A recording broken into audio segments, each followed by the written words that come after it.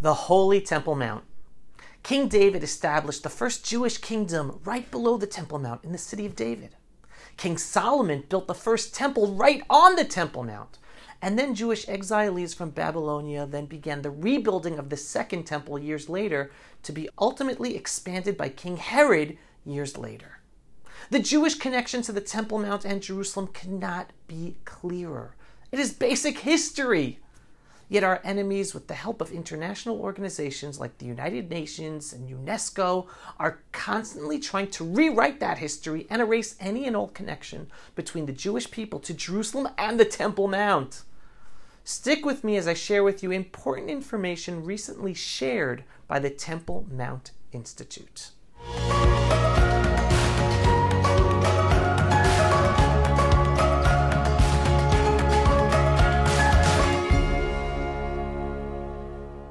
For years, the Palestinian Authority has been waging a worldwide campaign of lies, denying the historical, spiritual, and national connection between the Jewish people and the Temple Mount in Jerusalem.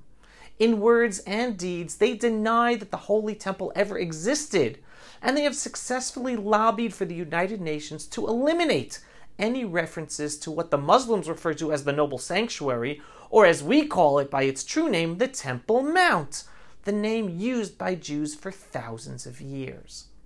How then do the Temple Mount deniers explain the explicit references made to both the first and second holy temples that can be found in the official 1925 Supreme Muslim Council, also known as the Waqf, their guidebook to the Temple Mount?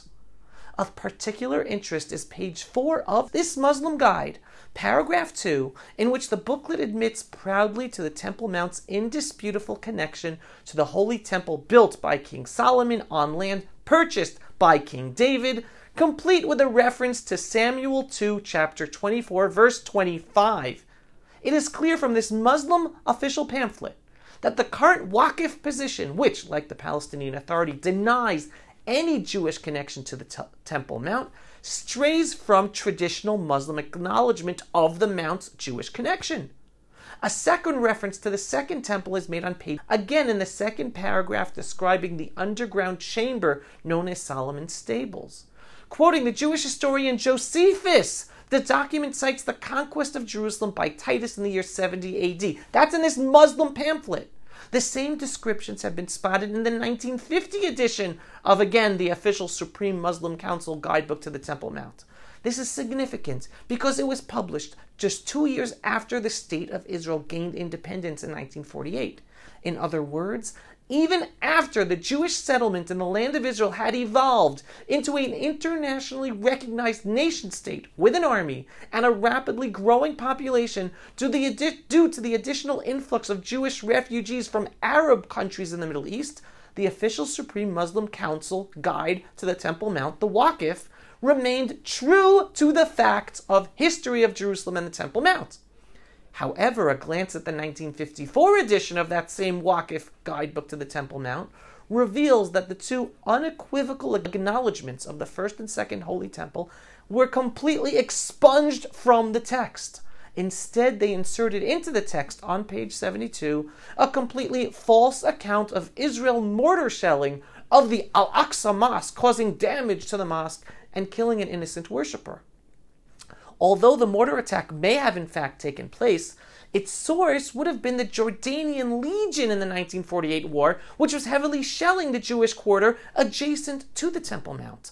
The little Israeli army did not have the ability to launch such a mortar attack of this nature back in 1948.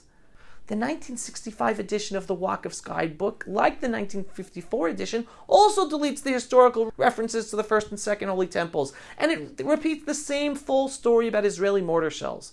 Sometime between 1950 and 1954, the Muslim Waqf was transferred to be under the sole responsibility of the Kingdom of Jordan. Remember, back in 1949, the Kingdom of Jordan illegally occupied and annexed the old city of Jerusalem and the Temple Mount, and began its relentless efforts to falsify and rewrite the history of Jerusalem and the Temple Mount, doing everything possible to erase any Jewish connection to the Mount and to Jerusalem, which included expelling all the Jews who lived in the old city of Jerusalem. They couldn't live there again until after 1967. Well, that campaign continues today, and the Temple Mount deniers have only become more clever, more persistent, and unfortunately more successful with international organizations over the years. Jewish presence and prayer on the Temple Mount, which has been increasing greatly over the past few years, is the most effective way to combat the Muslim attempt to convince the world that Jews have no claim to our holy Temple Mount. Basic historical knowledge and allegiance to the facts are likewise great tools for combating the Palestinian Arab lies about the Temple Mount. Follow me for the next time I visit the Temple Mount and take part in this historic process of awakening the masses to stand up for truth, justice, and Jewish history and world history against the lies of the Muslim world, trying to disconnect us from our holy site of the Temple Mount, and our holy city, Jerusalem.